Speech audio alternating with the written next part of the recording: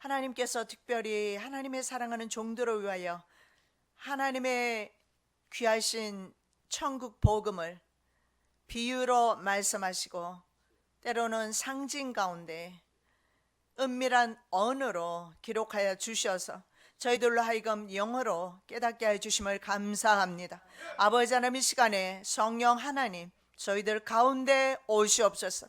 우리의 심령 가운데 오셔서 이 비밀의 말씀, 계시의 말씀을 하나님께서 계시하여 주실 때, 풀어 주실 때 깨닫게 하여 주시옵시고, 시대를 분별하게 도와주시옵시며 세상을 분별하게 도와주시옵시고, 흑암의 세력을 우리가 볼 수 있는 영안이 열리게 하여 주시옵시며, 하나님을 바라보며 믿음으로 승리하며 걸어가는 하나님의 거룩한 백성들 되게 하옵소서. 오늘도 부족한 종의 말씀 증가할 때에 잘못 증가하는 일이 없게 하여 주시옵시고, 하나님께서 주시는 계시의 그 정신을 저희들에게 주심으로 바르게 전하게 하옵시며 바르게 듣게 하옵시며 바른 삶을 통해서 하나님께 영광 돌리기를 원합니다. 모든 영광 주님으로 받으소서. 거룩하신 예수 그리스도의 이름으로 기도드립니다. 아멘. 자, 17장의 말씀은 음녀 바벨론의 멸망에 대해서 말씀하고 있습니다. 7인을 살펴보았습니다, 그동안. 그리고 7 나팔 재앙도 살펴보았고, 그리고 7 대접 재앙을 이미 우리가 다 살펴봤습니다. 7인이나 7 나팔 재앙보다 훨씬 더 파괴적인 전면적인 성격을 띠고 나타났던 것이 바로 7 대접 재앙이었습니다. 그런데 7 대접 재앙이 16장에서 끝나는데, 그 끝나는 마지막 7번째 대접 재앙에서 악의 도성인 바벨론의 멸망에 대해서 언급하고 있었습니다. 악의 세력에 대한 최종적인 멸망이 이루어졌는데 17장에 오면서 좀 더 이것이 구체적으로 표현되어지고 있습니다. 그래서 최종적인 멸망이 세상에 이루어질 때 가장 먼저 심판받는 것이 바로 바벨론인 것을 볼 수가 있습니다. 하나님의 모든 진노가 바벨론을 포함한 세상 도성에게, 모든 세상 도성들에게 쏟아부어지는 것을 볼 수가 있습니다. 이것은 바로 창세 이래로 경험해 본 적이 없는 대지진이 지구상의 큰 성들이 세 갈래로 갈라지면서 전 지구상에 임하면서 전 지구가 파괴되는 것을 봅니다. 아마 전 지구적으로 일어나는 대지진이 될 것입니다. 우리나라에도 이미 지진된 것이 확인됐습니다. 그런데 이것이 이제는 세 갈래로 갈라지면서 만국이 흔적 없이 사라지게 되는 그때가 이제 오는데, 그때 엄청난 창세 이래 가장 큰 지진이 있게 될 것입니다. 그때 성경에서는 말씀하기를 바벨론을 포함한 바로 만국의 성들이 무너지고 섬과 산악도 없어지게 된다, 이렇게 말씀하고 있습니다. 계시록 16장 19절 20절 큰 성이 세 갈래로 갈라지고 만국의 성들도 무너지니 큰 성 바벨론이 하나님 앞에 기억하신 바 되어 그의 맹렬한 진노의 포도주 잔을 받음에 각 성도 없어지고 산악도 간데 없더라. 분명한 말씀은 하나님 앞에 바벨론 성이 기억되고 있다라는 사실입니다. 그래서 바벨론에 속하여 살아가게 되면 바벨론이 기억하신 바 되어서 하나님의 맹렬한 진노의 포도주를 받을 때 함께 받을 수밖에 없다라는 사실을 볼 수가 있습니다. 무소불위의 권력을 누리던 세상의 왕들과 상인들입니다. 계시록에 특별히 상인들에 대해서 말씀을 하고 있는데, 저는 참 하나님께서 요한을 통해서 마지막 때 무소불위의 그 권력을 나누는 사람이 경제를 가지고 있는, 금권을 가지고 있는 사람이구나 미리 요한을 통해서 알려주시는 것을 봅니다. 계시록 16장 3절입니다. 그 음행의 진노의 포도주를 인하여 만국이 무너졌으며 또 땅의 왕들이 그로 더불어 음행하였으며 땅의 상고들도 그 사치의 세력을 인하여 치부하였도다. 자, 여기에서 무너지는 것은 세상의 왕들과 함께 상고로 나와 있어요. 이 상고가 뭐냐면 상인들입니다. 저는 그래서 이 땅의 상고들, 지구상에 있는 상고들입니다. 근데 이 음녀와 음행한 땅의 왕들과 상고들, 이들이 다 연합되어 있음을 볼 수가 있는데, 음녀는 교회입니다. 그러면 교회와 그 다음에 돈을 추구하는 상인들, 우리는 좋게 말하면 기업가라고 그렇게 말을 합니다. 성경에는 상고들로 그렇게 나와 있지만 이들, 그리고 권세 잡은 정치하는 사람들, 결국은 종교와 정치와 경제인들까지도 하나 되어서 이들이 바로 바벨론 세력을 형성하고 있다라는 사실을 볼 수가 있습니다. 그래서 요한이 특별히 이 금권이 마지막 때를 지배하게 될 것을 우리들을 위해서 예언해 주고 있다라는 사실입니다. 그들은 제가 생각했을 때 바로 국제금융그룹이라고 봅니다. 혹은 지난번에도 우리가 살펴보았던 몬산토 같은, 카길사 몬산토 같은 바로 국제 다국적 그룹이라고도 하겠죠. 그래서 그들이 세운 정부가 바로 신세계 정부입니다. 신세계 정부는 이미 설립이 되어 있고 때가 되면 그들은 표면적으로 나타날 뿐입니다. 그런데 이런 그룹들이, 상인들과 세상의 권력 잡은 사람들이 하나님의 심판을 받게 될 것을 말씀하고 있습니다. 자, 그래서 완전한 심판이 이루어지고, 이 심판이 이루어지기 때문에 성경에서는 그래서 새 예루살렘이 건설되는 겁니다. 파괴된 도성들 대신에 어린 양의 신부라고 표현하고 있어요. 그것이 바로 어린 양의 신부가 새 예루살렘입니다. 이 새 예루살렘이 하늘에서부터 내려옵니다. 그리고 믿음과 신앙을 지키고 최종적인 승리를 거둔 성도에게 모든 영광이 비로소, 영광은 나중에 얻게 되는 겁니다. 얻게 됩니다. 자, 바벨론의 정체와 파멸에 대해서 살펴보겠습니다. 바벨론이 17장에서는 음료로 표현되고 있어요. 오늘 우리가 읽은 말씀에 음료로 바벨론이, 그리고 18장으로 넘어가면 이 바벨론은 한 도성인 것을 보게 됩니다. 그러면 음료는 타락한 교회를 가리킵니다. 그래서 17장은 타락한 교회에 대해서 말씀하고 있고, 18장은 바로 타락한 교회가 있는 그 도성에 대해서 말씀하고 있는 것을 볼 수가 있습니다. 자, 16장입니다. 계시록 16장의 7째 대접주항에서는 바벨론 멸망을 언급하고 17장에서 상세하게 바벨론과 세상 나라의 파멸을 묘사하고 있다 말씀드렸죠. 자, 우리가 1절을 보겠는데 7 대접 가진 천사가 나타납니다. 그래서 16장의 대접장과 지금 17장이 함께 연결되어 있는 것을 봅니다. 왜냐하면 7 대접을 가진 천사 7 대접장이 16장까지 끝나거든요. 그런데 17장에도 보니까 7 대접을 가진 천사, 그 천사가 다시 나타나요. 1절입니다. 또 7 대접을 가진 7 천사 중 하나가 와서 내게 말하여 가로되 이리 오라.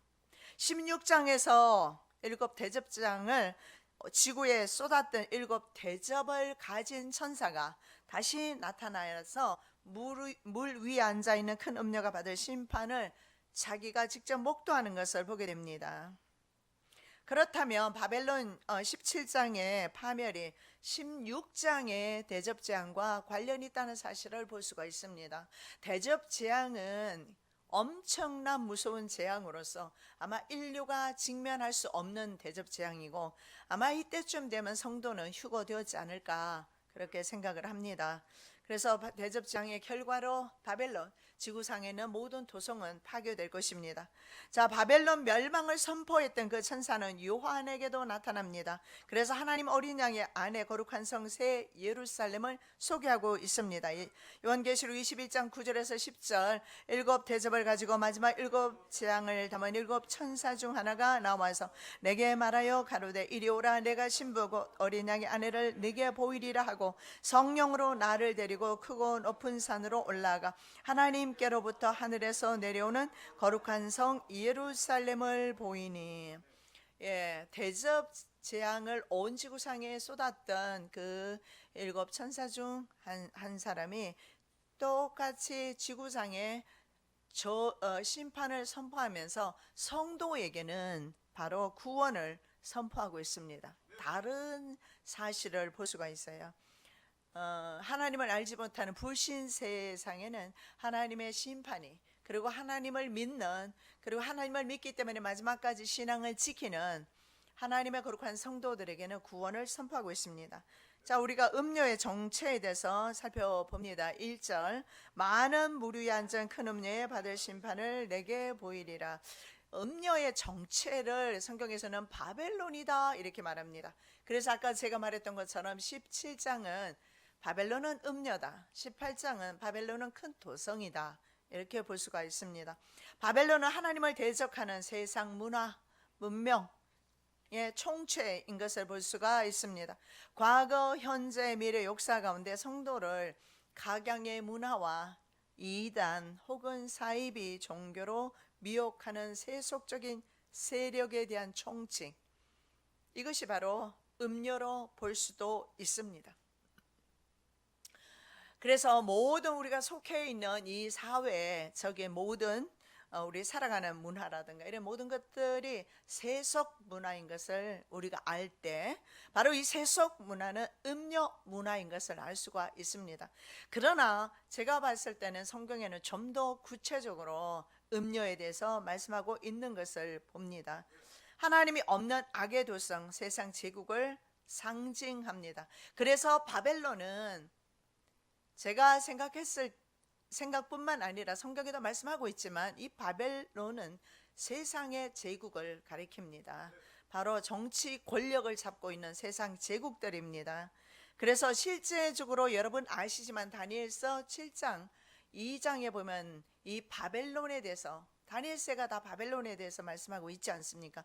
특히 금신상이나 그리고 네 마리 짐승을 통해서 바벨론 제국에 대해서 말씀하고 있고 금머리가 바로 바벨론이었다는 것을 여러분 기억하시기 바랍니다.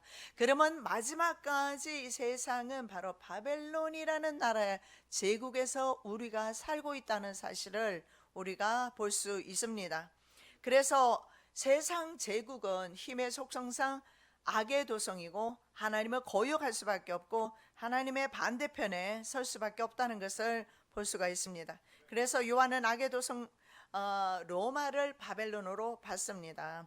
그리고 우리는 일곱 머리 열뿔 짐승이라고 불리는 것을 바로 바벨론으로 봅니다.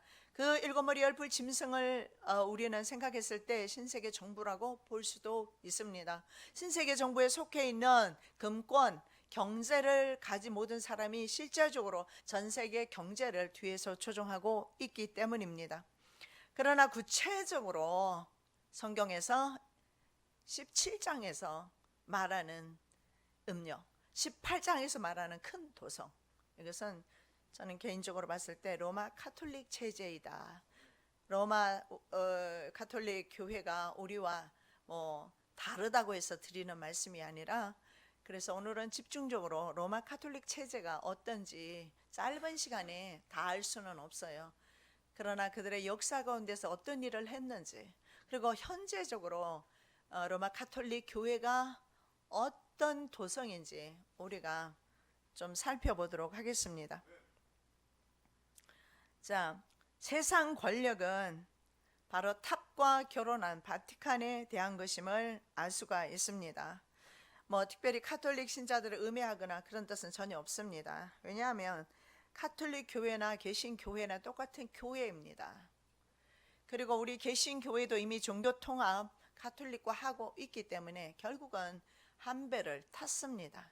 그래서 어떻게 보면 우리는 우리 스스로에 대한 반성을 이 계시록 말씀을 통해서 해야 된다, 저는 그렇게 봅니다. 위클리프라든가 칼빈, 웨슬레, 찰스 피니, 무디 목사, 스펄전 목사, 이런 분들은 바로 17장 18장에 나오는 음료와 도성을 바로 로마 카톨릭 체제로 그렇게 봤습니다. 자, 물 위의 음료를 우리가 살펴보겠는데 1절에 많은 물 위에 앉은 큰 음료에 대해서 말씀하고 있습니다. 음료 바벨론이 말입니다. 특징이 있어요. 많은 물 위에 있다라는 거예요. 여러분 고대 이런 강대국들 성경에 나오는 예를 들어서 바벨론, 페르시아, 헬라, 로마 이런 나라 다 마찬가지예요. 고대 문명은 농경 국가였습니다. 그래서 고대에 아주 유명한 강들을 끼고 발흥하였습니다. 그래서 창세기에 보면 티그리스 강, 유프라테스 강 나오죠. 그런 강을 중심으로 해서 바로 아수르, 바벨론, 그리고 페르시아, 그 다음에 헬라와 로마는 지중해 바다를 끼고 발흥을 합니다.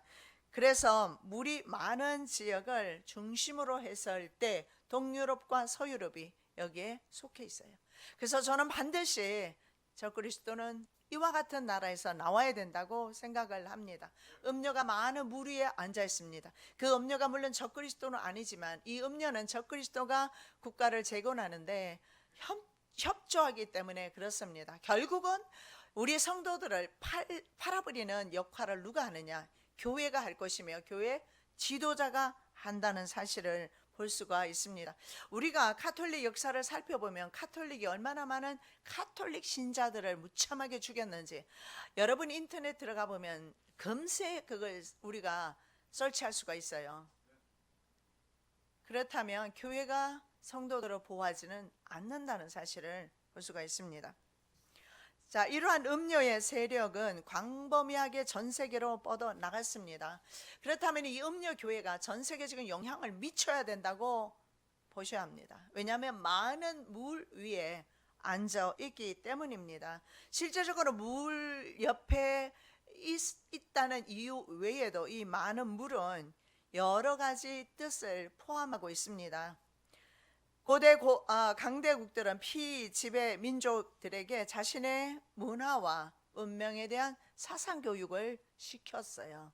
왜냐하면 다른 민족을 정신을 개조하거나 말살시키지 않으면 한 민족이 될 수 없다는 사실을 알고 있었습니다. 특히 종교를 통합하지 않고서는 전 세계 통치가 어렵다는 사실을 알고 있었어요.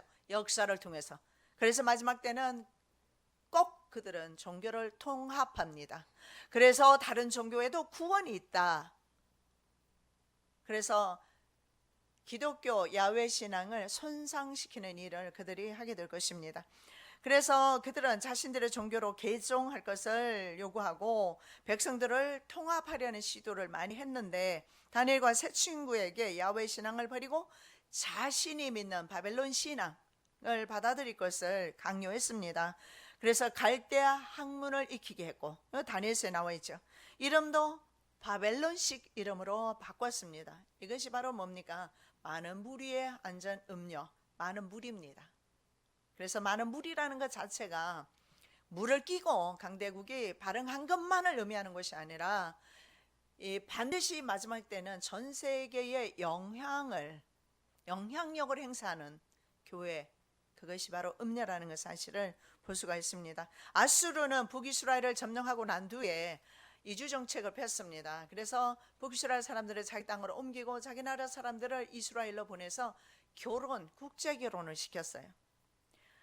무리의 음료는 정치와 문화 그리고 종교의 연합을 통해서 전 세계를 지배하려 합니다. 그래서 지금은 다 서로 좋은 거예요. 그래, 너희 종교도 구원 있고 우리 종교도 구원 있고 다 있다.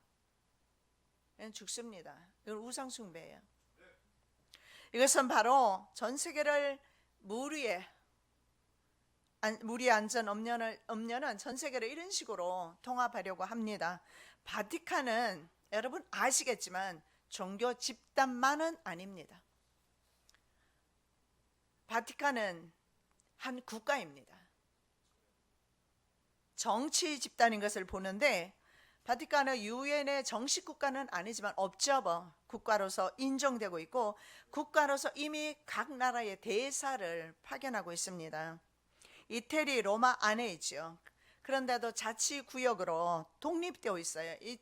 이태리 정부의 간섭을 받지 않습니다. 독립적인 국가란 말이죠. 이따 우리가 그림을 보겠지만 얼마나 작은 부분을 차지하고 있는지 몰라요. 한 점에 지나지 않는 아주 작은 400명 인구밖에 살지 않는 그런 곳인데 로마 카톨릭의 영향력은 전 세계적입니다. 그래서 물 위에 앉은 음료가 됩니다. 그 어떤 정부의 간섭도 바티칸에게는 할 수가 없어요. 왜 그러겠습니까? 어떻게 그런 일이 있을 수 있어요? 우리 서울보다도 작고. 바티칸은 세계 정부 수립에 현재적으로 봤을 때 선두에 서 있어요. 왜냐하면 음료가 7머리 10뿔 짐승을 타고 있지 않습니까? 7머리 10뿔 짐승은 세상 권력입니다. 그렇다면 세상 권력에 편성한 교회를 보게 됩니다. 우리 기독교회, 개신교회가 있지만 사실은 이 정도로 전 세계적으로 영향력 행사하지 못합니까? 못합니다. 교회 안에서만이지 정치적으로 말입니다. 근데 로마 카톨릭은 정치적으로 전 세계에 있는 국가들에게 영향력을 다 행사합니다. 그들의 계획은 단일 정부입니다. 그리고 단일 종교, 단일 화폐를 사용하는 세계화, 글로벌리즘이죠. 이것을 유화는 큰 음녀라 그렇게 부르는 거예요. 물 위에 앉은 큰 음녀. 그래서 큰 음녀는 바벨론을 포함해서 바티칸을 포함해서 세계화, 즉 세계적인 니무롯 왕권을 세우려는 세계의 모든 권력의 정점에 서 있는 것을 보게 됩니다. 자, 그 다음에 큰 음녀라고 성경에 계속 표현하고 있죠. 자, 바벨론은 보통 큰 음녀가 아닙니다. 세상에 많은 음녀들이 있겠으나 여기서는 큰 음녀라. 그래서 한 음녀를 지칭하고 있어요. 싱글입니다. 이것은 한 교회를 지칭하는 것을 볼 수가 있습니다. 많은 교회, 전체 교회를 가리킨다면 큰 음녀들이라고 해야 될 겁니다. 근데 큰 음녀 단수를 사용하고 있어요. 한 교회임을 알 수가 있고 그 교회를 중심으로 해서 전 교회가 하나가 될 것입니다. 바벨론은 보통 큰 음녀가 하여간 아닌 것을 성경에서 말씀하고 있습니다. 세계 단일화 작업을 통해서 전 세계를 하나님 신앙 대신에 다른 신앙을 대체시키는 일을 하고 있는데, 여러분 많이 들어보셨겠지만 이것이 바로 뉴 에이지 사상입니다. 뉴 에이지는 말 그대로 새로운 시대, 신세계 시대입니다. 이 신세계 시대라는 것은 구시대를 배척하는 것을 의미합니다. 자, 구시대는 하나님이 왕이 되는 시대입니다. 이것이 바로 기독교 시대이죠. 세상의 역사가 지금까지 예수 그리스도를 중심으로 해서 오시기 전 BC, 오신 이후 AD로 나누어져 있잖아요. 그래서 이 세상 역사를 이제는 바꾸려고 하는 것입니다. 그래서 이들이 바꾸는 그 역사는 바로 사탄이 왕이 되는 새로운 시대, 새 시대가 도래했다. 이것이 뉴 에이지, 말 그대로 새로운 에이지 시대. 그래서 이 새로운 시대의 왕은 용이 될 것이며 적그리스도 인간 왕이 될 것입니다. 뉴 에이지 사상은 신세계 정부가 추진하는 종교적 운동 가운데 하나입니다. 여러 가지가 많이 있어요. 그런데 뉴에이지는 모든 종교를 하나로 묶는 일을 합니다. 이것이 종교 통합이고 세계적이며 거대한 이 시대 사조와 사상에 동조하지 않는 사람들이 있단 말입니다. 그들이 바로 야훼신, 정말 하나님께서 모세에게 계시하셨던 하나밖에 계시지 않는 한 분 하나님, 야훼 하나님이에요. 이 야훼 하나님만을 고집하는 가톨릭 성도나 유대인이나 개신교회 교인들이나 할 것 없이 그들에게는 제거의 대상이 된다는 사실을 볼 수가 있습니다. 세상에 속하지 않았다는 증거가 바로 세상으로부터의 핍박이다 말씀드렸습니다. 내가 세상으로부터 핍박받지 아니하고 환난받지 아니하고 그것을 거절한다면 여러분은 그때부터 하나님을 떠나는 것이 될 것이며 하나님을 버리게 될 것입니다. 요한복음 15장 18절에서 19절입니다. 세상이 너희를 미워하면 너희보다 먼저 나를 미워한 줄을 알라. 너희가 세상에 속하였으면 세상의 자기 것을 사랑할 터이나 너희는 세상에 속한 자가 아니요 도리어 세상에서 나의 택함을 입은 자인 거로 세상이 너희를 미워하느니라. 당연한 것입니다. 그래서 마지막 때는 항상 교회사를 보면 성도들이 위기를 당할 때 그때 보면 꼭 세상이 성도들을 골라서 진짜만을 골라서 죽이는 것을 가톨릭 교회사를 통해서 우리가 볼 수가 있습니다. 바벨론의 하는 일은 권력의 정점에 적그리스도를 옹립하는 것입니다. 그리고 사람들은 이 거대한 세계적인 권력을 숭배하게 만드는 것입니다. 결국은 사탄이 우리에게 주는 것은 뭡니까? 하나님을 버리고 인간왕을 섬기도록 인간왕 하나를 세워놓는 거예요. 그것이 바로 뉴에이지 사상입니다. 신세대 사상이에요. 하나님을 버리고 기독교 대신에 구시대 기독교 대신에 바로 신세계 질서, 정치적으로 문화적으로는 신세계 질서입니다. 그리고 종교적으로는 뉴 에이지 시대를 말하는 것입니다.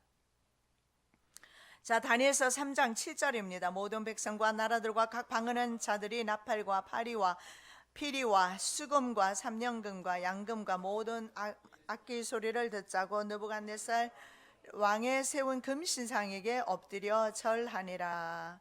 이거 보십시오. 역사 가운데 나타나지 않습니까? 절하게 만들어요. 세상을 절하게 만들고 세상을 왕에게 절하게 만들고 그들을 받아들이는 대신에 하나님을 버리도록 하는 작업을 하는 것입니다. 절하지 않는 사람은 풀무불 속에 들어갔습니다. 성경은 과거 역사를 기록한 것이 아닙니다. 성경은 현재를 기록하고 있고 미래를 기록해 놓은 것입니다. 느부갓네살이 분이 가득하여 군대 중 용사 몇 사람을 명하여 사드락과 메삭과 아벳느고를 결박하여 극렬히 타는 풀무 가운데 던지라 하니 풀무불 가운데 성도들은 실제적으로 들어갔다라는 사실을 볼 수가 있습니다. 그래서 이것은 과거에만 일어난 역사를 기록한 것이 아니라는 사실을 볼 수가 있습니다. 바벨론 제국이 했던 일들은 다시 반복되어질 것입니다. 세상 제국 바벨론은 하나님 대신 세상 왕을 숭배하라고 요구하고 있습니다. 교회 또한 바벨론과 연합되어 있습니다. 엘리야는 열왕기상 18장에 보면 둘 사이에서 머뭇거리지 말라고 말씀하고 있습니다. 여호와가 만일 하나님이면 여호와만을 쫓을 것을 명령하고 있습니다. 자, 권력과 결탁한 음녀에 대해서 살펴봅니다. 땅의 임금들도 그로 더불어 음행하였고 땅에 거하는 자들도 그 음행에 포도주에 취하였다 하고 곧 성령으로 나를 데리고 광야로 가니라. 내가 보니 여자가 붉은빛 짐승을 탔는데 그 짐승의 몸에 참남된 이름들이 가득하고 7머리와 10뿔이 있으며. 자, 땅의 임금들과 사람들이 음녀와 함께 음행을 행합니다. 여러분, 이것이 꼭 남의 일이라고 생각하지 마십시오. 성경은 분명히 말하고 있습니다. 땅의 임금들과 사람들이 음녀와 함께 음행을 한다. 음녀는 타락한 교회라고 했습니다. 정치와 결탁하고 땅의 거주자들, 땅에 사는 사람들과 음행을 하고 있습니다. 교회와 국가들 간의 결탁입니다. 개신교회와 국가와 결탁을 우리가 생각하기는 어렵습니다. 그렇죠? 그런데 로마 가톨릭 교회가 국가와 결탁했다라는 것을 생각하면 이해가 되는 부분이에요. 탑과 결혼한 교회 시대입니다. 그것이 바로 버가모 교회 시대였습니다. 7교회는 시대마다 교회를 상징하고 있습니다. 그런데 중세 유럽 교회, 로마 카톨릭 교회의 모형이 버가모 교회인 것을 봅니다. 왜냐하면 세속권과 바로 교황권에 대립하던 때였습니다. 성경은 정확하게 왕의 보좌를 언급하고 있어요. 버가모 교회에. 그것을 사탄의 보좌라고 그렇게 말하고 있습니다. 왕이 앉는 자리가 보좌입니다. 버가모 교회 사자에게 편지하기를 저 위에 날선 검을 가지니가 가라사대 내가 어디 사는 것을 내가 아노니 거기는 사단의 위가 있는 데라. 사단의 보좌가 있는 곳이 버가모 교회입니다. 그래서 버가모라는 뜻이 뭐냐면 탑과 결혼했다. 무엇이요? 교회가 탑과 결혼했다. 탑은 뭡니까? 세상 권력을 상징하는 겁니다. 그래서 세상과 결혼한 교회, 이것이 바로 버가모 교회인데 로마 가톨릭 교회가 자타가 인정하는 교황 군주 제도입니다. 성직인데 군주 제도를 겸하는 국가였어요. 로마 가톨릭 교회 외에 교회가 국가의 역할을 감당했던 어떤 종교 집단이나 아니면 종교는 역사상 없었습니다. 지금도 바티칸은 독립된 국가로서 국제사회에서 인정받고 있습니다. 중세부터 로마 교회는 수장인 교황부터 하위의 성직자 이르기까지 상하 계급 제도, 정치적인 제도에 있었다는 것을 거대한 정치 제도로 확립하고 왔다는 것을 볼 수가 있습니다. 자, 유대 군중들은 예수 그리스도를 정치적인 메시아로 옹립하려고 했습니다. 정치와 종교는 분립되어야 합니다. 그런데 이스라엘 백성들은 정치적인 메시아를 기다렸습니다. 로마로부터 광복하기 위해서. 그러므로 예수께서 저희가 와서 자기를 억지로 잡아 임금 삼으려는 줄을 아시고 다시 혼자 산으로 떠나가시니라.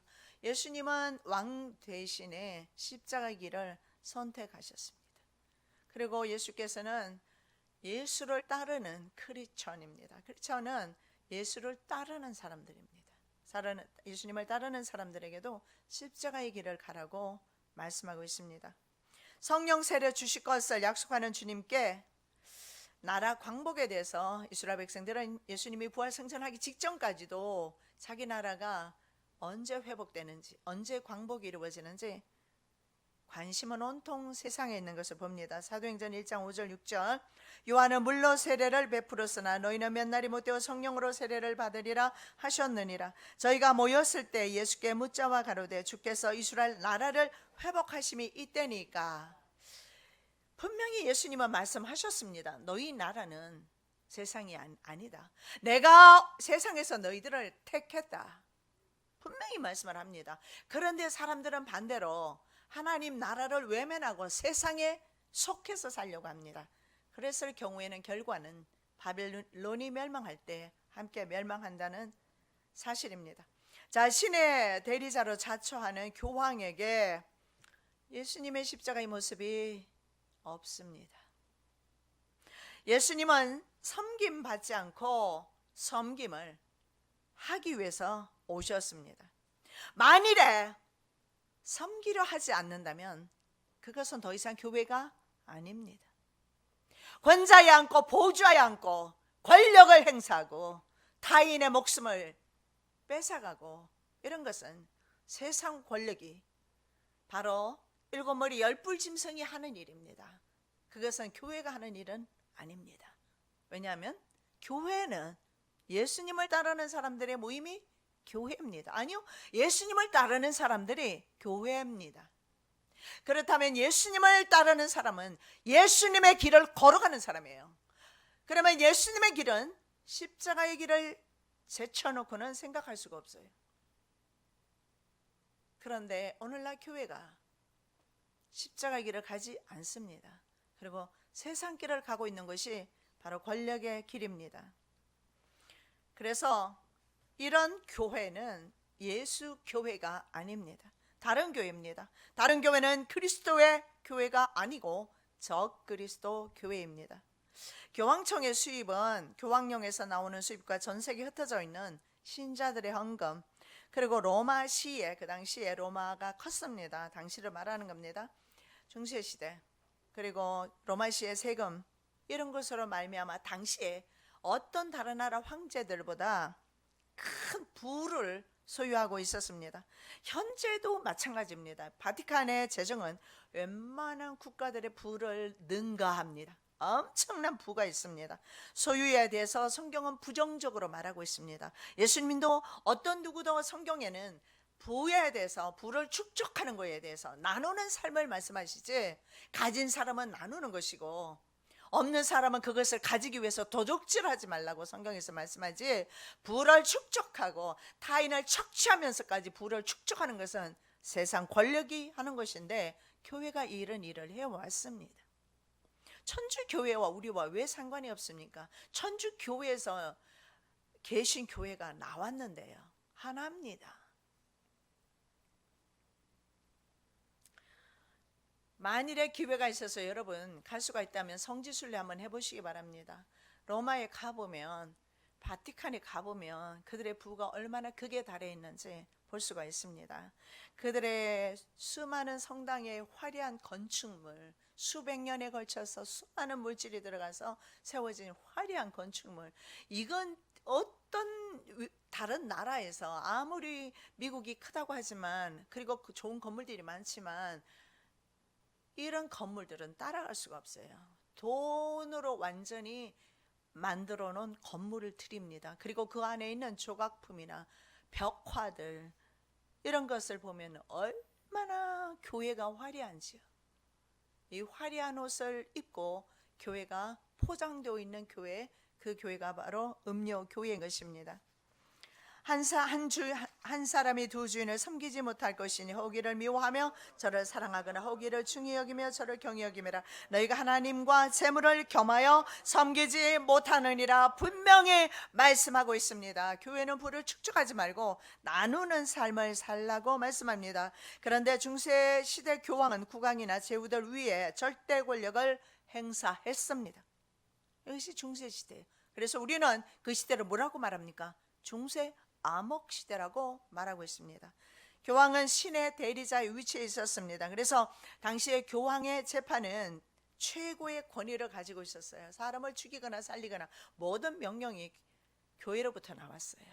이 예수님의 섬김의 모습입니까? 예수님은 죽임을 당하셨는데 교회가 최고의 권위를 가지고 있고 교회가 권자에 올랐습니다. 요한이 버가모 교회를 통해서 예언했던 그대로입니다. 사탄의 보좌를 위에 올라버렸습니다. 교황 군주 국가로서 교황의 권세가 하늘에 닿았던 적이 있었습니다. 우리 역사 가운데 보는데요, 카노사의 굴욕이라는 게 있어요. 신성 로마 제국의 황제 하인리히 4세입니다. 그리고 그레고리우스 7세입니다. 교황이지요. 알력이 생겼습니다. 그래서 교황이 이겼는데요, 황제를 하인리 4세를 파문을 해버립니다. 그러면 교인이 아니라는 뜻이죠. 그러면 사실은 통치하기가 힘듭니다. 왜냐하면 그 당시에 유럽 전체는 기독교 교인이었어요. 예를 들어서 주일날 예배를 드리거나 미사를 드리거나 하지 않으면 사형을 당했으니까요. 그러니까 그 당시에 세계가 다 하나님을 섬긴다고 볼 수 있지만 암흑 시대였어요. 왜 그런가 우리가 계속 살펴보도록 하겠습니다. 그래서 고리우스 7세가 하인리 4세를 파문을 하니까 하인리 4세가 이제는 더 이상 자기가 졌단 말입니다. 그래서 카노사라는 곳으로 스위스를 지나서 아주 그 이태리 북쪽으로 올라가서 카노사라는 곳이 있는데 당시에 눈보라가 치는 곳을 가서 하인리 4세는 3일 동안 밤낮으로 맨발로 서서 교황의 용서를 구하면서 3일 밤낮을 밖에 있었어요. 그것을 본 사람이 쏘는 글입니다. 사흘 동안 내내 성문 앞에 서서 국왕의 기장들은 모두 옆에 둔 채로 맨발에 허름한 옷을 입고 하인리히는 교황의 도움과 위로를 간청하면서 눈물을 그치지 않았다. 이것이 바로 교황의 권세입니다. 그 이후에 보름스 그 협약이라는 게 있습니다. 이 협약이 결정적으로 바로 교권이 세상 권력 위에 있게 되는 계기가 되어버렸습니다. 황제의 성직자에 대한 서임권입니다. 임명권이죠. 황제가 그 당시에는 그것을 가지고 있었는데 이제는 사제직에 대한 임명권이 황제로부터 교회로 옮겨지게 됩니다. 무슨 말이냐면 더 이상 정치가 교회를 간섭할 수 없는 것이 바로 보름스 협약이라는 것입니다. 교황 인노센트 3세는 자기를 거의 태양이라고 말할 정도로 그렇게 했던 그런 교황인데 이렇게 말했습니다. 교황은 태양이며 황제는 그 빛을 빌려서 반짝이는 달이다. 교황은 세속 군주의 심판자이다. 이것이 바로 로마 가톨릭 교회였습니다. 교황이 태양이고 황제는 달이다. 교황은 발광체고 황제는 반사체다. 이렇게 말하고 있습니다. 자, 그리고 여러분 잘 아시는 내용대로 11세기부터 13세기까지 200년간의 십자군 운동이 일어납니다. 이 십자군 운동은 바로 중세 유럽의 교황권의 절정기였습니다. 기독교 세력의 절정기임을 알 수 있는데 로마 가톨릭은 그때나 지금이나 이 십자군 운동을 지시했던 곳이 바로 로마 교황청이었습니다. 그래서 그때나 지금이나 로마 가톨릭은 변한 것이 없습니다. 교황 율리아스 2세 때 1506년입니다. 그리고 1626년까지 총 120년간 베드로 성당을 건축합니다. 그것이 바로 여러분이 아시는 바티칸입니다. 바티칸 안에 있는 대성당 베드로 성당입니다. 200년간을 건축을 합니다. 가면 입이 떡 벌어집니다. 휘황찬란한 것은 전 지구상에 어디로 돌아다녀 봐도 벽화라든가 조각품이라든가 미켈란젤로 조각품도 있고 다 있습니다. 나중에 보겠지만 좀 소개해 드릴게요. 근데 얼마나 화려하게 프레스코 그 기법으로 그림을 그려놨는데요. 전부 다 금으로 막 도배를 해놓고요. 교회가 이렇게 화려해도 될까 할 정도로 우리가 계속 살펴보겠습니다.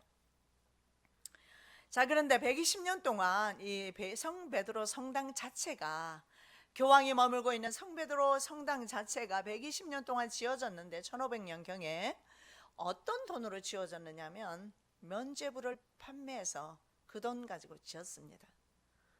돈이 땡그랑 하는 소리를 내자마자 고통당하는 영혼이 연옥에서 벗어난다. 그 돈꾀가 말입니다. 아직도 독일 한 박물관에 소장되어 있다고 합니다. 무슨 말입니까? 면죄부라는 것을 판매하면서 돈을 내면 죄를 사해 주는 겁니다. 옛날에는 성경 말씀 자체가 없었어요. 여러분, 성경을 가지고 있는 것 자체가 기적입니다. 옛날에는 성경이 없었어요. 사자 외에는. 그래서 그들은 성경을 읽을 수 없으니까 그것이 천국 가는 길인 줄 알았어요. 가르치는 대로 배웠으니까. 그리고 전 세계는 가톨릭 체제의 하에서 살았기 때문에 모든 사람은 그렇게 믿었습니다.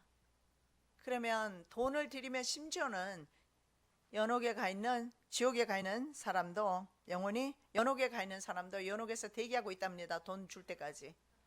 그래서 후손들이 돈을 벌어서 넣던지 어쨌든 돈을 충당해주면 연옥에 있던 영혼이 벗어난다는 겁니다. 그리고 천국 간다는 거예요. 그런데 사람들이 이렇게 이것 가지고 지은 것이 오늘날 바로 그 성 베드로 성당입니다.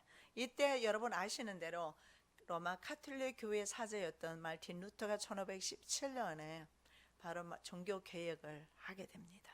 그리고 나온 것이 우리 개신교회입니다. 그리고 개신교회는 다시 나왔던 로마 카톨릭과 손을 잡았습니다. 이것이 바로 단일 세계 정부가 주도하는 종교 통합입니다. 면죄부 판매용 돈께 한번 구경이나 하십시다. 저렇게 생겼어요. 자, 여러분 그 다음에 그림을 보시면 용 모양의 베드로 성당 박공이 있습니다. 한번 보십시오.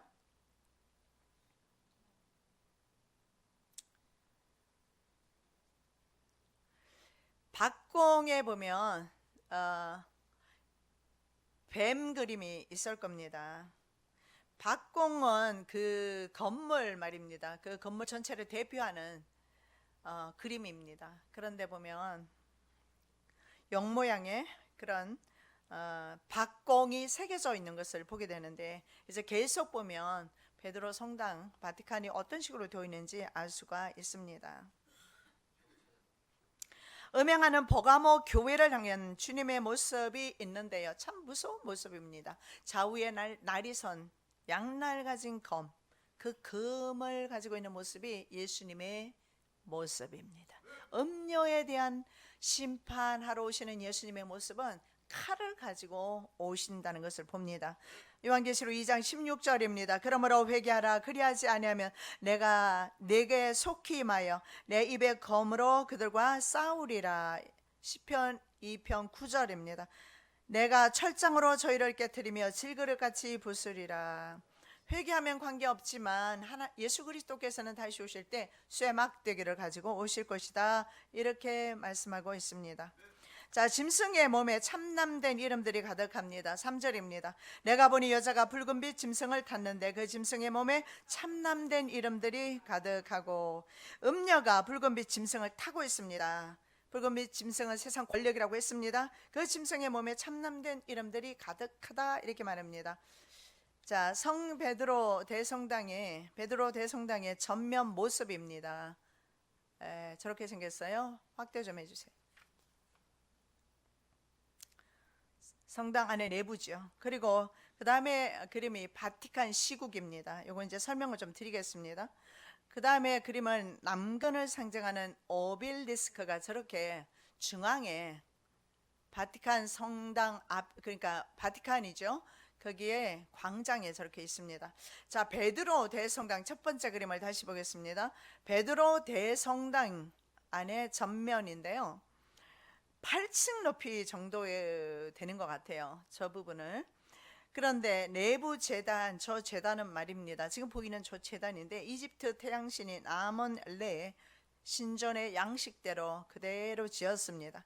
그래서 바티칸 모양도 베드로에게 주신 청문을 여는 키라고 말합니다. 바티칸 시국을 보겠습니다. 모양을 확대해 주세요. 자, 어떻습니까? 키 모양을 하고 있죠. 모르시겠어요? 둥글게 되어 있고 뾰족하게 되어 있지 않습니까? 열쇠처럼 그렇게 되어 있어요. 그래서 원래 저 의미가 베드로에게 주신 천국 키를 상징한다고 합니다. 그런데 사실은 이 모양은 이집트가 숭상했던 태양 바퀴 모양을 하고 있습니다. 애굽 신들의 집의 모양이 저러했습니다. 에레미야 43장 13절입니다. 그가 또 애굽 땅 베스메스의 주상들을 깨뜨리고 애굽 신들의 집을 불살이라 하셨다 할지니라. 애굽의 신들의 집을 불살하는데 애굽 신들의 집이 저 모양으로 생겼다고 합니다. 그리고 아까 보신 대로 바티칸 대성당 광장 중앙에는 남권을 상징하는 오벨리스크가 저렇게 세워져 있습니다. 음녀가 타고 있는 짐승은 정치적인 세력인 적그리스도입니다. 타락한 교회는 적그리스도 국가 선봉에 서서 성도들을 미혹합니다. 적그리스도의 몸과 그리고 머리에 참남된 이름들이 가득합니다. 그의 존재 자체가 하나님을 대적한다는 사실을 볼 수가 있습니다. 계시록 13장 1절입니다. 내가 보니 바다에서 한 짐승이 나오는데 뿔이 열이요 머리가 7이라 그 뿔에는 10면류관이 있고 그 머리들에는 참남된 이름들이 있더라. 자, 음녀가 타고 있는 바다에서 올라오는 짐승의 머리에 참남된 이름들이 있다 말합니다. 참남된 이름은 뭐냐면 신성을 모독하는 그런 이름입니다. 그래서 결국은 하나님을 대적하는 자리에 세상 제국이 있는 것을 볼 수 있고 하나님의 신성에 도전한다. 이것은 하나님의 자리에 오려려 하는 시도인 것을 볼 수가 있습니다. 그리고 큰 말은 바로 정치적인 힘과 경제력으로 인한 권세인 것을 볼 수가 있는데 이것은 인생이 영생을 생각하지 못할 때 사실은 세상이 영원하다고 봤을 때 그들은 그 권세를 끝까지 누리리라고 생각을 할 겁니다. 그래서 그런 권세를 사용하게 됩니다. 다른 사람에게 경배를 받을 수 있고 다른 사람을 죽일 수도 있는 권세입니다. 그런데 성경은 그들 권세에 대해서 뭐라고 말합니까? 성도들에 대해서 몸만을 죽이지 우리들의 영혼을 건드릴 수 없다. 우리의 영혼까지 지옥에 보내시는 분은 하나님이다 이렇게 말씀합니다. 보겠습니다. 몸은 죽여도 영혼은 능히 죽이지 못하는 자들을 두려워하지 말고 오직 몸과 영혼을 능히 지옥에 멸하시는 자를 두려워하라. 참남되다 하는 것은 불경스럽다 이런 뜻입니다. 하나님을 본질적으로 거역하면서 근본적으로 하나님을 대적하는 행위를 가리킵니다. 그래서 하나님의 이름을 욕되게 하죠. 왜냐하면 인간이 스스로 왕이라고 말하니까요. 다니엘서 11장 36절에서 37절입니다. 이 왕이 자기 뜻대로 행하며 스스로 높여 모든 신보다 크다 하며 비상한 말로 신들의 신을 대적하며 형통하기를 분노하심이 쉴 때까지 하리니 이는 그 작정된 일이 반드시 이룰 것임이니라. 그가 모든 것보다 스스로 크다 하고 그 열조의 신들과 여자의 삼하는 것을 돌아보지 아니하며 아무 신이든지 돌아보지 아니할 것이니 결국은 인간이 하나님 자리에 좀 올라보겠다 하는 시도가 신세계 정부의 시도이고 여기에 교회가 적극적으로 동참하고 있음을 볼 수가 있습니다. 자, 짐승은 7머리와 10뿔이 있습니다. 3절입니다. 7머리와 10뿔이 있으며 7절에 보면 이런 말씀이 있습니다.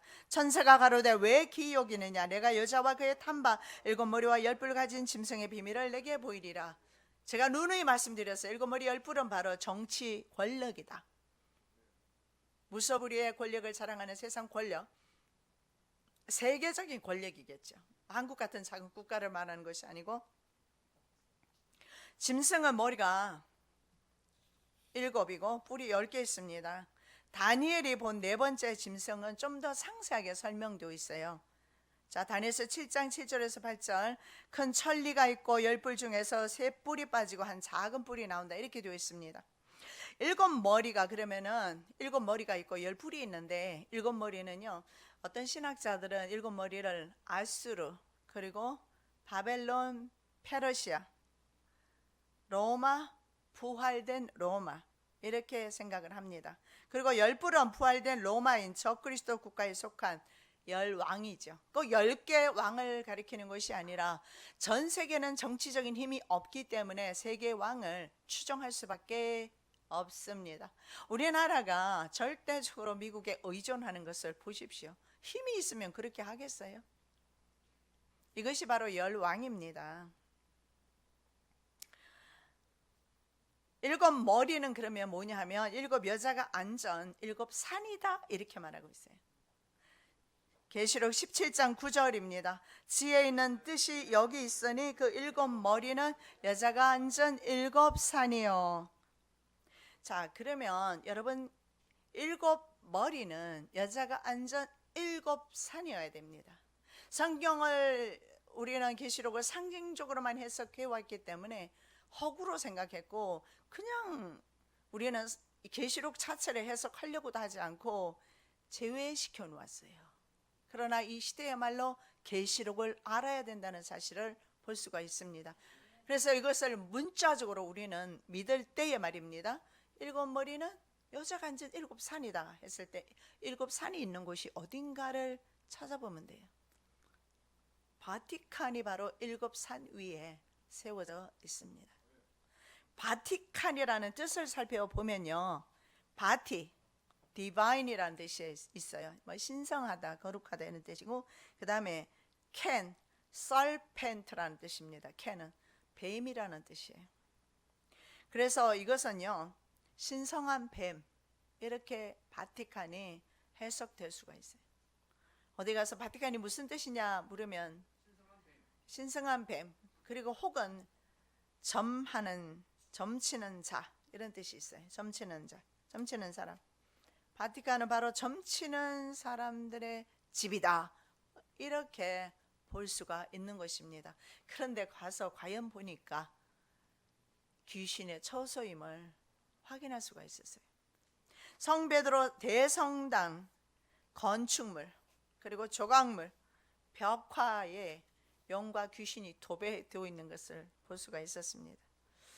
영과 귀신이 형상화되어 있지 않는 것은 거의 찾을 수가 없고, 우리가 이제 몇 가지만 좀 살펴보겠는데, 이교에서 용은 가장 신성시합니다. 우리나라도 그랬잖아요. 용. 예. 그래서 우리나라에도 용을 아주 신성하게 생각했는데, 그래서 그런지 몰라도 제가 가서 보니까 전부 용 그림, 뱀 그림. 그래서 어떻게 보면 이것은 뱀의 집, 용의 집인 것을 볼 수가 있습니다. 결국은 용을 섬긴다는 의미입니다. 자, 한번 우리가 그림을 보겠습니다. 이것이 아까 우리가 살펴봤던 대성당 전면 박공에 새겨진 날개 달린 용입니다. 아까 우리가 미리 보았죠. 건축물의 박공은 그 조형물을 대표하는 곳입니다. 대표하는 자리에 저것을 날개 달린 용 조각을 해 두었습니다. 그렇다면 그곳은 뱀을 숭상하는 곳이고 그 집 주인은 뱀이라는 사실을 볼 수가 있습니다. 자, 그 다음에 베드로 대성당 바닥입니다. 그 새겨진 무엇입니까? 중앙에 역시 용이 있죠. 날개 달린 용이 나옵니다. 그 다음 그림을 보시겠습니다. 뱀 조각상, 거의 뱀의 조각이 되어 있는 것을 볼 수가 있어요. 자, 다음 그림을 보도록 하겠습니다. 다산의 신입니다. 여러분 저거 보셨는지는 모르겠지만 가나안 농경신의 모습이 저렇게 표현 많이 됩니다. 이집트에서 옮겨온 사자상도 있습니다. 저것은 이집트에서 옮겨온 것이에요. 여러분 이 사자라면 어느 나라를 가리킵니까? 바벨론을 가리키죠.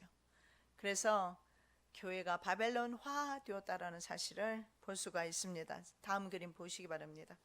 교황 그레고리 13세의 무덤에서 나오는 용의 모습입니다. 저런 조각상도 있고요. 그 다음에 라오콘 군상을 보시겠습니다. 이 라오콘 군상 말입니다. 이것이 바티칸 박물관은 대표하는 조각상이라고 합니다. 일그러져 있는 뱀에게 휘감겨서 공격받고 일그러져 있는 라오콘 군상입니다. 이것은 그리스 신화 일리아드에 나오는 이야기 중에 하나입니다. 그리고 옆에 보면 그리스 신 아폴로 조각상이 있습니다. 다음 그림 보시면 아폴로 신 조각상이에요. 자, 여기에서 보면 그리스의 신들이 어디에 들어와 있습니까? 교회 안에 들어와 있는 사실을 볼 수가 있습니다. 다음 그림 보시겠습니다. 메두사입니다. 조각품이에요. 메두사는 여러분 아시겠지만 역시 그리스 신화에 나오는 괴물입니다. 이교 문화가 교회 안에 들어와 있음을 알 수가 있는데 성경에는 말입니다. 그 어떤 것도 형상화하지 말라고 분명히 말씀하고 있습니다. 보겠습니다. 출애굽기 20장 4절 말씀입니다. 너를 위하여 새긴 우상을 만들지 말고 또 위로 하늘에 있는 것이나 아래로 땅에 있는 것이나 땅 아래 물속에 있는 것에 아무 형상이든지 만들지 말며, 교회 밖에서 만드는 것은 그렇다 치더라도 하필이면 사탄의 형상인 용의 형상을 교회 안에다가 만들어서 직접 만들지 않았다 하더라도, 물론 유물적인 그런 가치가 있기 때문에 갖다 놓았을지라도 교회 안에 그것이 들어와 있을 이유는 없다고 저는 생각을 합니다. 자, 용을 타고 있는 성녀들의 모습도 있었습니다. 성녀들의 그림이 다 용을 타고 있어요. 그런데 용을 타고 있는 간음보살 한번 보세요. 그림이 똑같죠? 그러면 뭡니까? 불교와 교회가 결국은 똑같다라는 사실을 볼 수가 있고, 동정녀 마리아상 한번 보시기 바랍니다.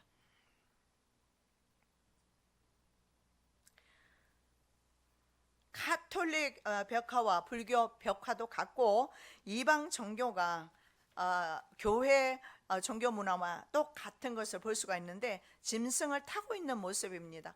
여러분, 이 동정녀 마리아상은 눈여겨보실 것이 뭐냐 하면, 이 동정녀 마리아상 앞에서 무엇을 가톨릭이 선포를 했느냐면 아담의 그 원죄, 동정녀로 임신되었기 때문에, 예수 그리스도가 동정녀로 임신되었기 때문에 인간은 더 이상 아담의 원죄 위에 영향을 받지 않는다.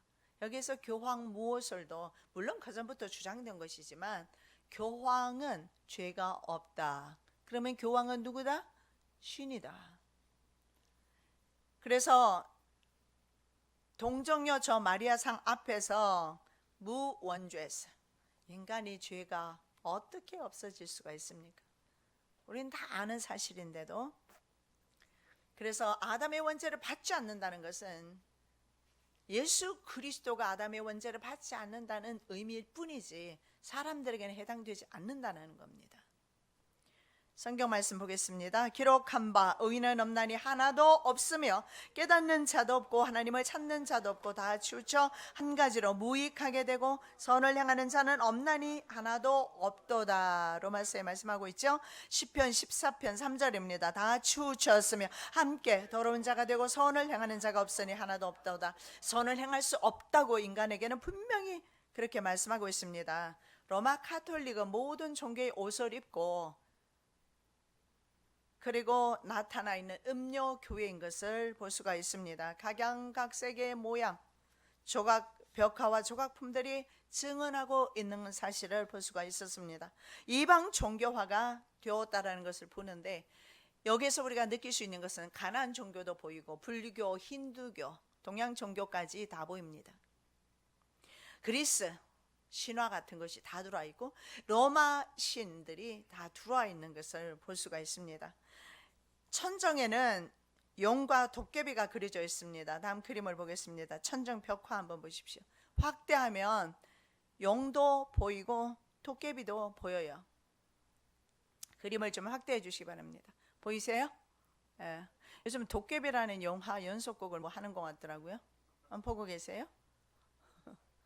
끝난 것까지 안 하시는 거 보니까 보고 계시네. 뭐하러 봅니까? 예, 뭐 끝나도 말도 신경 쓰지 마십시오. 예, 왜냐하면 이 도깨비, 용 이런 것들 우리 문화 가운데 친숙하게 만들어서 받아들이게 하는 것입니다. 성당이 아니라 이교 신전임을 볼 수가 있습니다. 베드로 성당의 주인은 용입니다. 계시록 12장 9절입니다. 큰 용이 내어 쫓기니 햇뱀 곧 마귀라고도 하고 사탄이라고도 하는 온 천하를 꿰는 자라. 땅으로 내어 쫓기니 그의 사자들도 저와 함께 내어 쫓기니라. 성당 안에 용 조각품들, 우리 그림 다시 한번 보시기 바랍니다. 마지막 그림, 거의 대부분이 저렇게 되어 있습니다. 하늘에서 내어 쫓긴 뱀이 보좌를 설치한 곳이 어디입니까? 바티칸입니다. 그래서 바티칸의 주인은, 그래서 제가 용이라고 말씀을 드리는 거예요. 그리고 그 바티칸의 이름 자체가 바로 점쟁이 집입니다. 그곳에 자리 잡고 있으면서 천하 사람들을 미혹하는 걸 전 봤습니다. 왜냐하면 천하에서 온 가톨릭 신자들이 그곳에서 대성당, 베드로 대성당 안에서 감격하며 기도하는 걸 봤어요. 그날이 하필 주빌레이라고 그래서 희년입니다. 작년이 희년이었어요. 그래서 이태리 남부 어떤 성당에 있었던 비오 신부라는 분이 있었는데, 비오 신부가 언제뿐이에요? 물어봤더니 100년 전에 죽은 신부입니다. 미이라 처리를 해서 그분은 불행하더라고요. 자기 육체마저도 땅에 묻히지를 못하고 100년 동안 보관되고 있어요. 그래서 희년을 축하하는 의미에서 대성당 예배당 안에, 아까 처음에 우리 보셨잖아요. 대성당 전면 보셨잖아요. 거기에 지금 보고 계시죠? 저 우리가 직접 찍은 거예요. 사람들이 저렇게 많이, 지금 저것은요 사람들이 많이 못 들어가니까 사람들이 저 정도밖에 안 보이지만 밖에 엄청 줄 서 있어요. 들어오려면 2시간 3시간 시간이 가면 갈수록 더 많이 이제 사람들이 서 있고 걸려요. 그런데 맨 안쪽에 아래에 정확히 잘 보이지는 않지만 비오 신부 시신이 저기 있어요.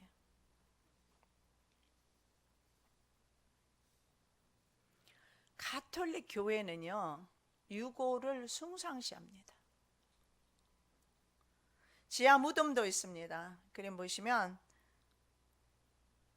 프란치스코 교황이 처음으로 지하 무덤을 봤답니다. 다른 교황들은 안 본다고 합니다.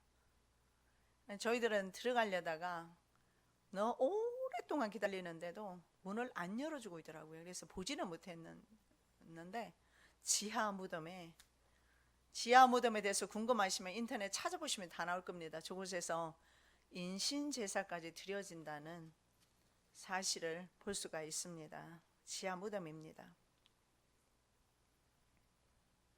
성경 말씀 보겠습니다. 성경 말씀 18장, 계시록 18장 2절. 힘센 음성으로 외쳐 가로되 무너졌도다 무너졌다오다. 큰 성 바벨론이여, 귀신의 처소와 각종 더러운 영에 모이는 곳과 각종 더럽고 가증한 새의 모이는 곳이 되었도다. 귀신의 처소라는 말이 딱 맞는 것 같았어요.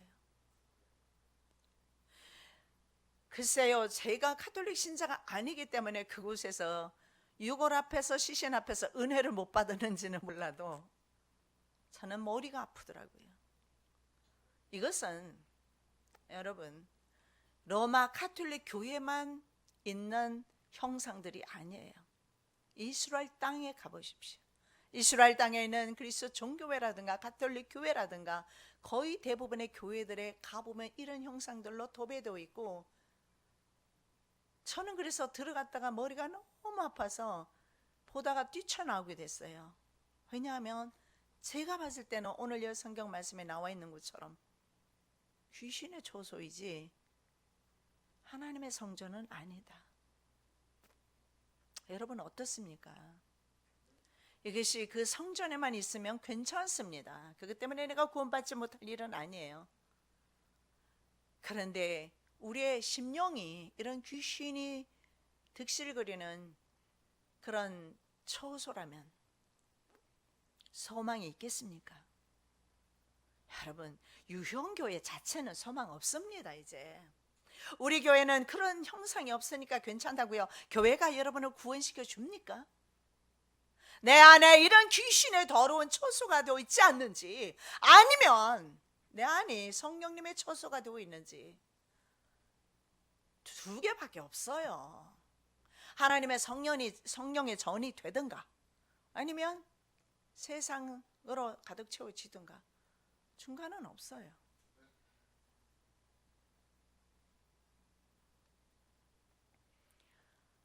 얼마나 어리석은지요. 전 세계 각국에서 온 신자들이 유골과 시신을 앞에 두고 기도하는 모습, 그 영광스러운 그 자리에 한번 참여하고 싶어서 2시간, 3시간 줄 서서 기다리는 모습. 지식이 없어서 그렇습니까? 아니면 문명이 아직은 미개 문명이어서 그렇습니까? 최고의 문명을 자랑하는 나라들에서 온 사람들조차도 유골을 숭상하고 시신을 숭배하는, 여러분, 아닙니다. 그 어떤 것도 하나님과 우리 사이를 낼 수는 없는 법입니다. 하나님만이 우리의 경배의 대상입니다.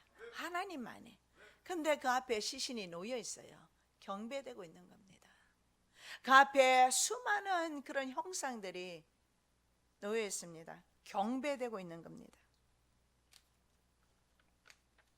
계속 좀 더 보도록 하겠습니다.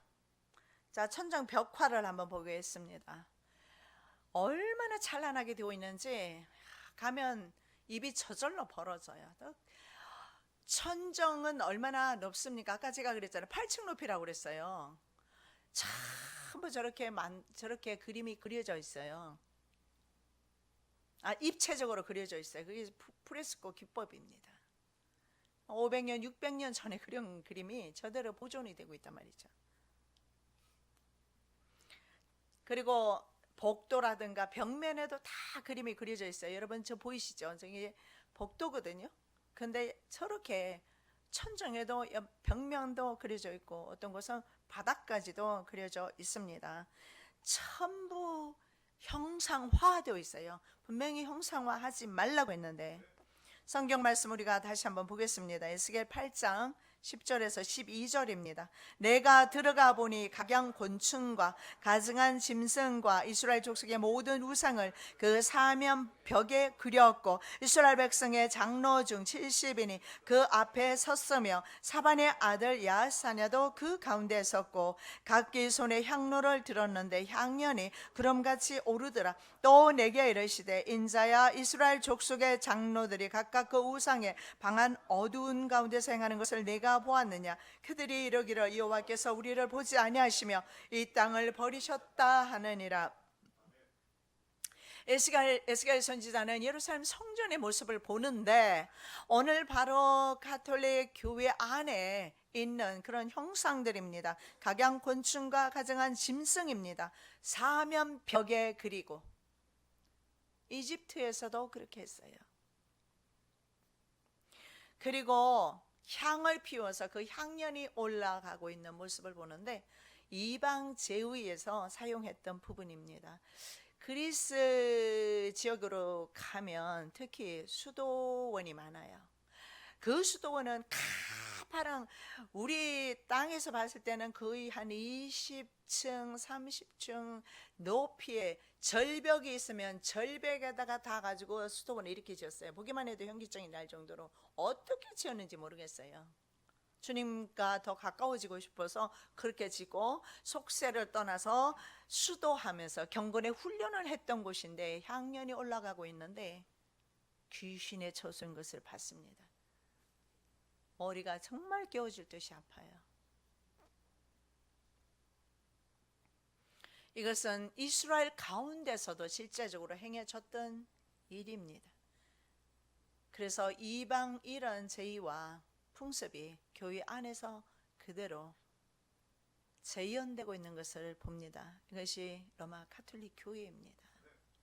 그리고 우리 개신교회 지도자들이 함께 이런 일에 연합하고 있고, 성도들은 아무것도 모르면서 따라가고 있는 겁니다. 미켈란젤로의 최후의 심판에 대해서 천지창조도 있습니다. 제가 다 하진 않았는데 참고하라고 그냥 최후의 심판 그림이 저렇게 있는데 아주 무서워요. 저렇게 우리가 보면 내용이 상세하게 안 보이지만 가까이 우리 보면요 참 끔찍한 장면들입니다. 미켈란젤로 자체 본인이 그렇게 어두운 지옥 같은 생활을 했던 것 같습니다. 자기의 삶이 천국 같은 생활을 하지 못했던 것 같습니다. 그래서 저건 정말 불후의 명작이죠. 그런 것들이 천정에 저렇게 그려져 있습니다. 자, 바티칸은 말입니다. 아까 제가 산 위에 세워진 도시라고 했는데 7 언덕 위에 세워진 도시입니다. 우리가 바티칸 시를 한번 그림으로 보겠습니다. 이태리입니다. 주황색으로 되어 있고 그리고 붉은색으로 되어 있는 곳이 바로 로마지요. 그리고 로마 가운데 점이 하나 보이십니까? 점 하나 보이세요? 바티칸입니다. 제가 왜 저걸 보여드리냐면 저렇게 작은 곳, 그런데 저곳의 영향력은 전 세계적이라는 거예요. 왜냐하면 우리 인간은 종교성이 강합니다. 누구든지 간에 종교를 가지게 되어 있어요. 사람의 마음속에 있는 하나님에 대한 열망인데 말이죠.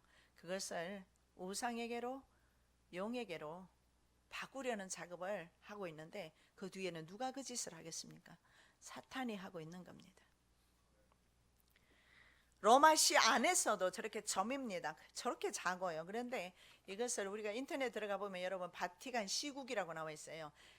시리이면서 국가에 있다는 뜻인 것 같아요. 왜 시국이라고 하는지는 모르겠지만 바티칸 시국으로 나와 있습니다. 그래서 바티칸 시는 국제사회에서 국가로서 인정을 받고 있습니다. 저렇게 작은 점인데 말이죠. 바티칸 시는요, 바티칸 언덕과 그리고 언덕 북쪽의 바티칸 평원을 포함하는데 0.44 제곱킬로미터 면적이라고 합니다. 여러분 한눈에 봐도 다 보이는 면적입니다. 그리고 인구가 400명이 상주하고 있는 것 같습니다. 그런데 이 지역은 이태리 로마에 속해 있지도 않고 이태리 국가에 속해 있지도 않아요. 이태리의 수도가 로마잖아. 로마에 속해 있지도 않고 이태리 국가에 속해 있지도 않습니다. 교회가 세워지기 전에 이곳 바티칸 언덕은 원래 고대 로마인들이 로마 신화의 키빌레 그리고 그 배우자 아티스를 숭배했던 곳이라고 합니다. 그래서 점치는 자의 언덕이라고 그렇게 불려오고 있습니다. 무신론자들이 연합해서 그리스도를 배척하는 일을 하고 있습니다. 7머리 10뿔은 적그리스도, 7머리 10뿔 짐승은 적그리스도입니다. 혼자 나타나지 않습니다. 이와 같이 바로 세계의 권력의 정점에 있는 교회와 그리고 이 교회, 세계 권력의 정점에 있기 때문에 전 세계에 흩어져 있는 교회까지 연합시킨 교회 연대와 국가 권력이 세계적인 권력들이 연합된 모습으로 나타나고 있어요. 그래서 엄청난 세력을 형성하고 나타난다는 사실을 볼 수가 있습니다. 추종하는 다른 왕들과 함께 그는 세계 왕으로 등극할 것이고 바티칸을 포함해서 유엔 모든 회원국들이 포함이 될 것입니다. 그것이 바로 7머리 10뿔 짐승입니다. 그리고 7머리 10뿔 짐승 탄 음료. 그래서 같은 한 편인 것을 볼 수가 있습니다. 다니엘은 그가 천리를 가졌다고 말씀하는데 천리는 그들이 가지고 있는 금권력으로서 경제력으로서 전 세계를 커버하고 있다고 생각을 합니다. 다국적 기업은 천리를 동원해서 대부분의 국가들에게서 대부분의 국가의 농업을 몰락시키고 그리고 유전자 변이가 일어난 식품들을 판매하고 있습니다. 그래서 적그리스도를 중심으로 해서 전 세계 권력이 하나가 되는데 중앙 집권 체제, 니무롯 세력이 주도했던 중앙 집권 체제 바로 바벨탑이 완성된 것입니다. 자, 신세계 정부라는 새 이름으로 옛날에는 바벨탑, 지금은 신세계 정부라는 새 이름으로 우리들 앞에 이미 2009년도에 선포했습니다. 신세계 정부 선포하고 그들은 이제는 그 니무롯의 세력은 새 이름으로 신세계 정부라는 새 이름으로 우리들 앞에 서 있습니다. 우리의 영혼이 우리 가족의 영혼이 노략질 당하지 않도록 기도해야 될 때입니다. 마태복음 7장 15절입니다. 거짓 선지자들을 삼가하라. 양의 옷을 입고 너에게 나오나 속에는 노략질하는 일이라. 거짓 선지자들은 바로 종교인들입니다.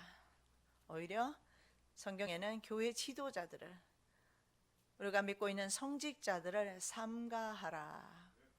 양의 옷을 입고 있을 뿐이지만 양은 아니라고 말씀합니다. 분별력 있으시기를 예수 그리스도 이름으로 축원합니다. 사랑의 예수님, 참으로 감사합니다. 참으로 이해하기 어려운 부분도 있지만 그럼에도 불구하고 우리가 요한을 통해서 저희들에게 계시하셨던 계시 음성을 조금이라도 이 시간에 들었습니다.